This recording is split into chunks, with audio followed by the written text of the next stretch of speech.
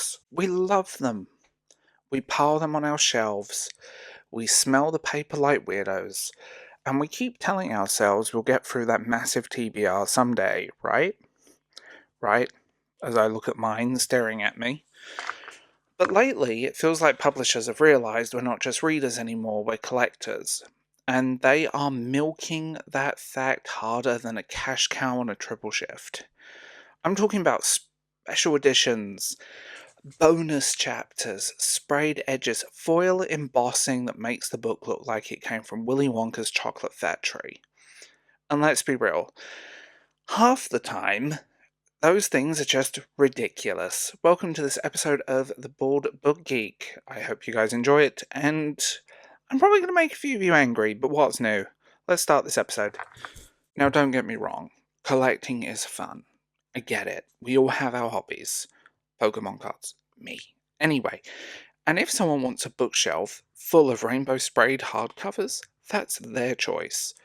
But here's the thing, most of those special books aren't actually that special. They don't hold value, and especially they don't age particularly well. And when people try to resell them, yeah, the market has spoken. That $40 book with the purple stencil dragons on the edge, you're not going to get your money back. It's simple, unless you're very, very lucky and it's a very niche book. And it's obvious what's happening. Publishers know that the collecting mentality is very strong in the book community, to say the least, on the subject. So they're basically turning novels into trading cards, variety covers, exclusive chapters, store-only editions, and let's not pretend those extra chapters are nothing more than just filler usually. Like, here's a bonus scene of your favourite character making a sandwich. Cool. Worth the extra $10, right? No. It feels less like a celebration of books and more like squeezing every last penny out of the fan base that really just loves to read. I hate saying that as well, by the way, and this is where I get really cranky. Because once upon a time, a special edition meant something. It was a proper hardback, bound properly, sewn signatures, thick paper that didn't feel like tissue. The kind of book that could survive decades of rereading and still look beautiful. That's a book worth collecting. But a lot of the books that are around right now, let's be honest, and yes, I'm a nerd when it comes to this stuff, they are literally just paperbacks glued into a hardcover. They crack when you first open them, the spines eventually give away, and if you look at the sprayed edges the wrong way, the paint chips. And calling some of those things collector's items is like calling a Happy Meal Squishmallow a family heirloom. That's not a good quality product, and you can see it. And I will say this, cost cutting. There are numerous publishers that do it, some of the biggest fantasy publishers in the world. You spend all this money on a hardback, and it's literally a paperback glued into a shell. Nothing more. Now, I remember when I first got my proper, real hardback. Cloth bound, embossed title, no dust jacket needed. The thing felt like it was meant to last. 25 years later, it's still on my bookshelf. Compare that to the modern exclusive editions, which is basically same print run, slightly shinier dust jacket, maybe an end paper doodle. And hey, they'll charge double for it. We've gone from craftsmanship to gimmicky. And I think readers are starting to notice. Because here's the truth.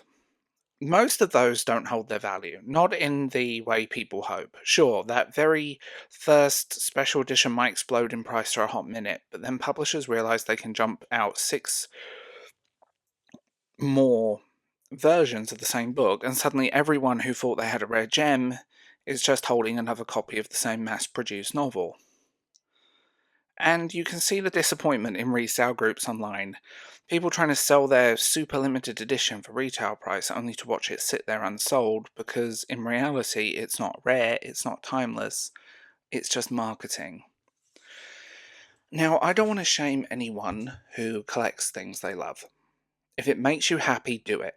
It's no different from Funko Pops, vinyl records with 10 cover variant things. Taylor Swift, we're looking at you. Collect what you love. But we should be honest about what's going on here. Publishers aren't making those things because they care about the artistry of the book.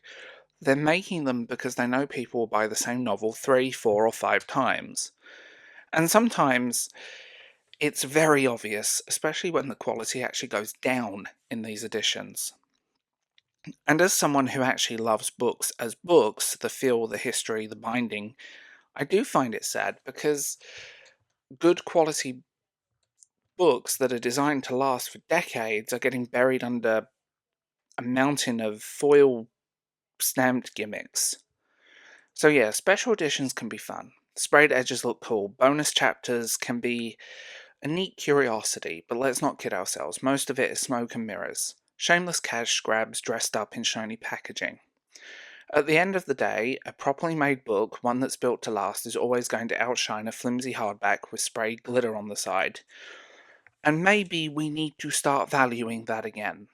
Not how exclusive a book looks on Instagram, but how well it's made and how much the story inside actually matters, because at the end of the day, for me, the text is what matters and I want something that lasts. Because that's what books are supposed to be. Something worth keeping, not just something worth flipping. Anyway, that's my rant. What do you guys think? Do you love special editions, or do you think publishers are going way too far with this? Drop your thoughts below. I'm curious on this one, where everyone falls on this. And remember, if you want to support this channel, check out Substack, Patreon, or YouTube channel memberships for extra content. My own bonus chapters, right?